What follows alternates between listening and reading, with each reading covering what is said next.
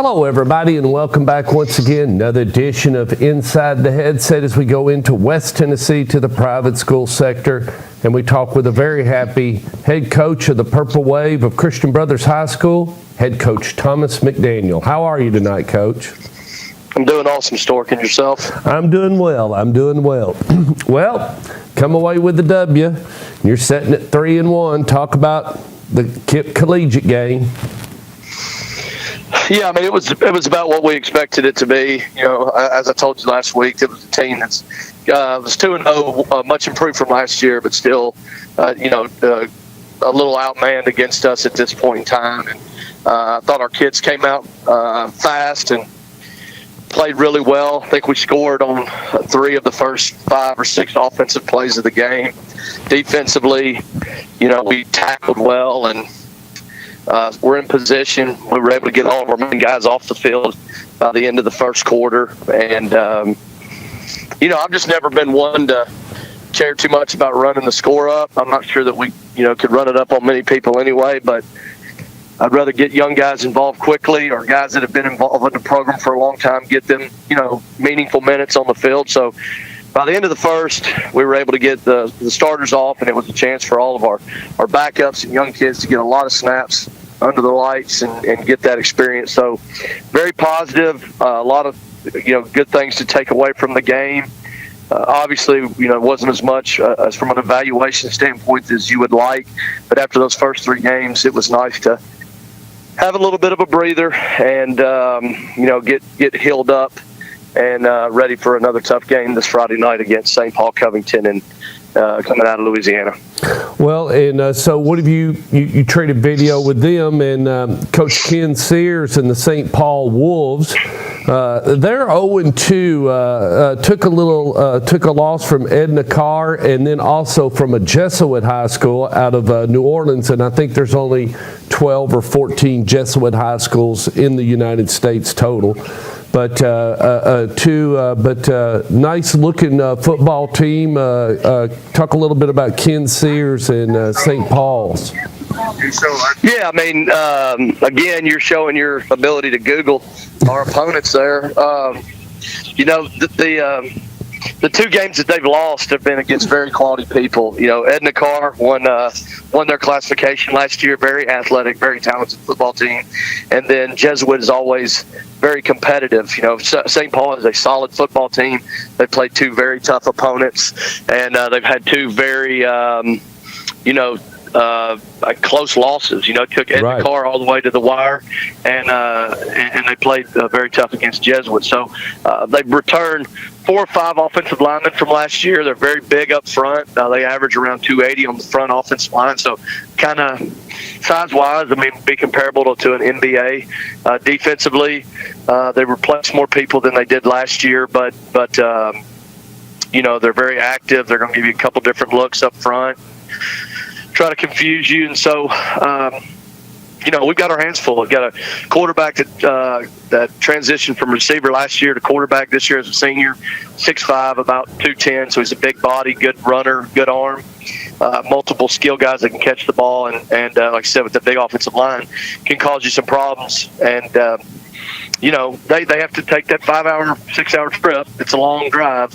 We did it last year, and now they're having to do it. And it's definitely taxing on a young guy when they're not used to doing it. So they'll have to be able to handle that trip.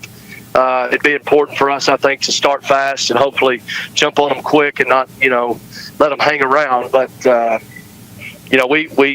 going to have to play well. So it's going to be one of those games where I think it'll come down to a couple possessions. We got to make sure we don't turn the football over, and we got to make sure that we don't have too many penalties. I think last year we went down there and at halftime maybe it was 7-7, and we scored the opening drive of the second half, and then kind of really, turned it on in the third quarter and got up maybe 21 or 28 to 14, and had the game in hand. It was 28-14, I think. Had the game in hand, and then they, we let them hang around, and they came back and made it a battle in the fourth. So very similar schools. I'm sure their kids are just like ours, tough, gritty. very determined, have a good belief in what they're doing. They're highly successful. Coach Sears has been there for a lot of years, so it's kind of a mirror image of us as far as just the type of players they have. And obviously, Coach Sears has been doing it a lot longer than I have, but they're definitely a good challenge, and I think it's a good game for an out-of-state opponent, very similar. So it'll be an interesting matchup for sure. Well, and you like this game because it's going to test you a little bit later on, provided you go ahead and you get in enough W's to get qualified here a little bit later on, because you like this matchup as far as because it gets you ready for a couple, 2 or 3 schools out of Nashville, don't it? Yeah, and I mean, it gets us ready for our league too. I mean, our league is much improved. MUS beat NBA last week.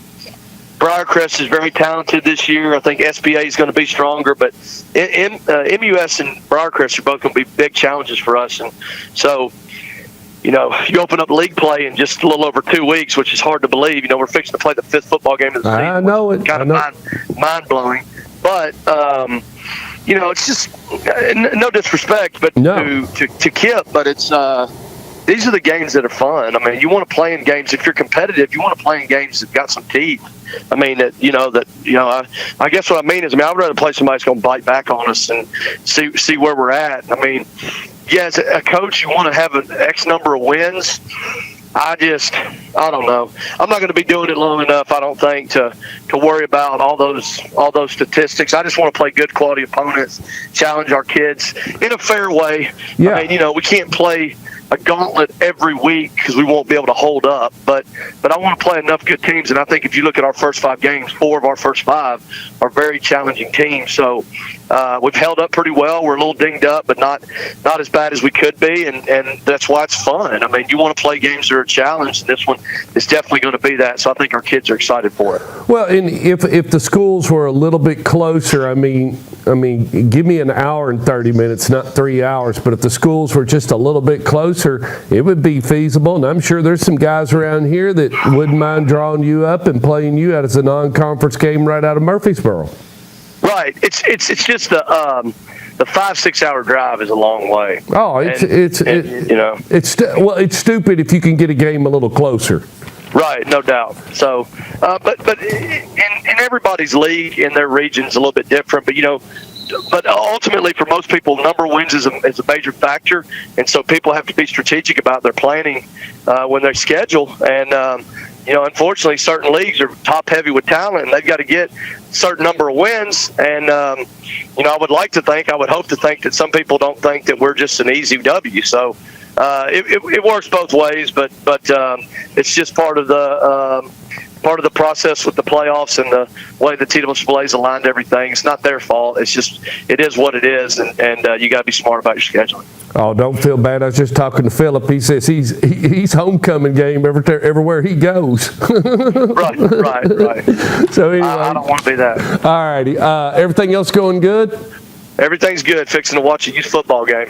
Well, good. Well, we'll talk to you soon. Good luck Friday night, and I hope you come away with a W, Coach. All right, thanks, Stork. Have a good one, man. See you, bye.